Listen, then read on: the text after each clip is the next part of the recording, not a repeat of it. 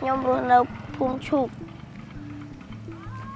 không chỉ khó lừa sốc xem bẩn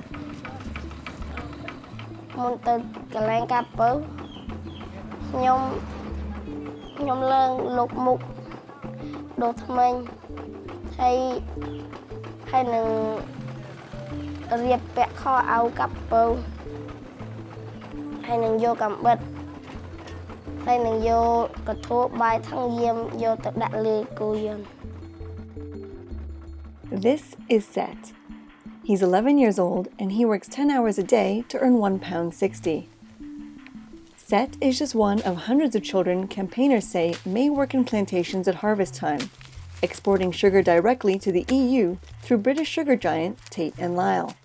Mà tôi nhom tự vừa càng nó còn lên cặp bầu pro hết chỉ 4-5 đong. Ọt sâu chơi chất vấn tè ọt lùi có che tự cặp đó.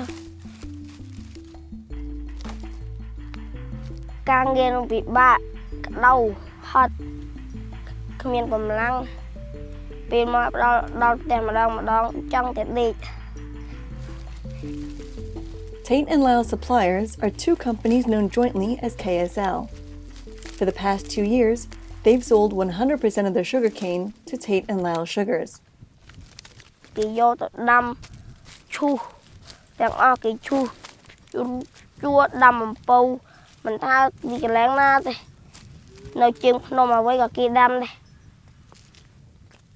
miền trên hay đây nu thôm hay miền tôm hay đâm đầm nam trên hay có kia chu cho đột tôm cho quay cho.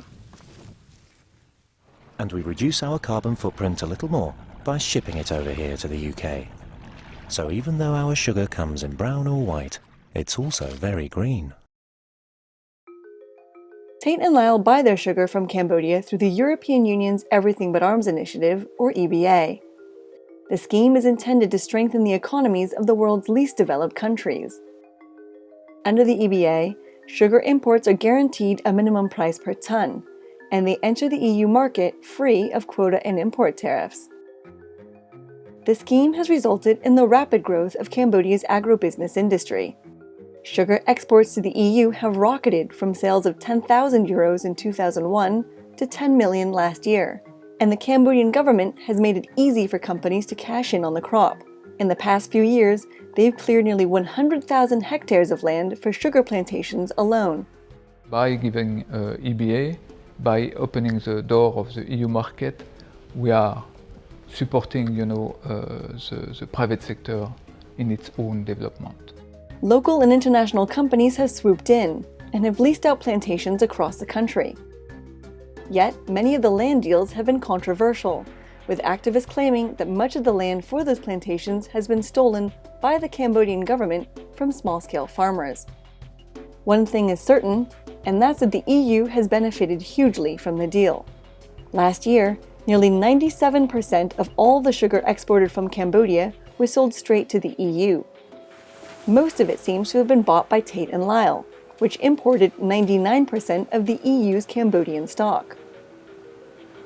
Tate and Lyle Sugars are the EU's largest cane sugar producers. And while Cambodian sugar imports are still small, Tate and Lyle supplies a vast network of buyers. That means that even just a little bit of the sugar grown here in Cambodia may be in the soft drinks, sweets, biscuits, and desserts we consume every day in the EU.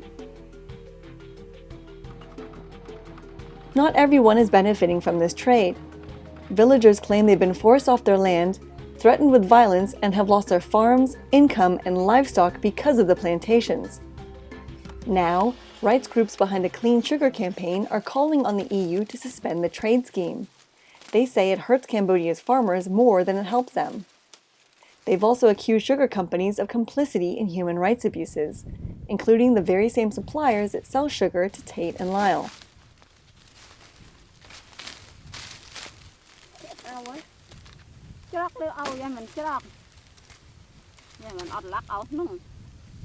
Miền tề mạ tổ cặp với nhom lắc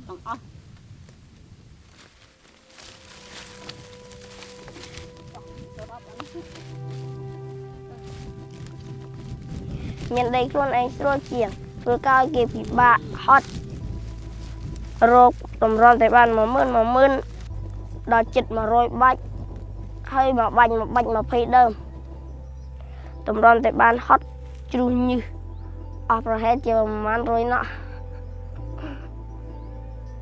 សង្ឃឹមចង់បានដីមកវិញណាតែគេមិនអោយសោះតវ៉ាយ៉ាងណាក៏គេមិនអោយតវ៉ាធ្វើកម្មភាពគប់ជាយ៉ាងមិនក៏គេមិនអោយដល់តែមានអ្វីមកជួយដោះស្រាយ Tate and Lyle is now being sued by 200 Cambodian families. Backed by a British law firm, they claim they were forcibly evicted from their land to make way for plantations. And they want compensation for what is now grown on those plantations. If successful, the claim could reach up to £10 million in damages. Tate and Lyle are fighting the lawsuit. They deny that their supplier was involved in land clearances and say that when the land was granted for the plantations, it was owned by the Cambodian government. They say they used a third party to audit their supplier and that it fully complied with their standards. They also claim that the sugar they buy from Cambodia is free from any human rights abuses. The villagers hope their case will be successful, for a victory in the High Court for the 200 Cambodian families could send a strong message to multinationals that the business practices of their suppliers abroad have far-ranging consequences.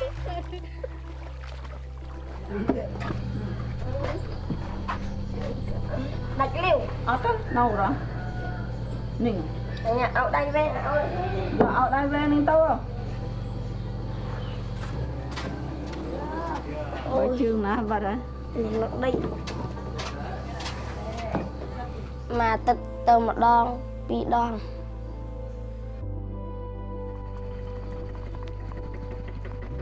ខ្ញុំរៀននៅឆ្លាតក៏ខលលឺ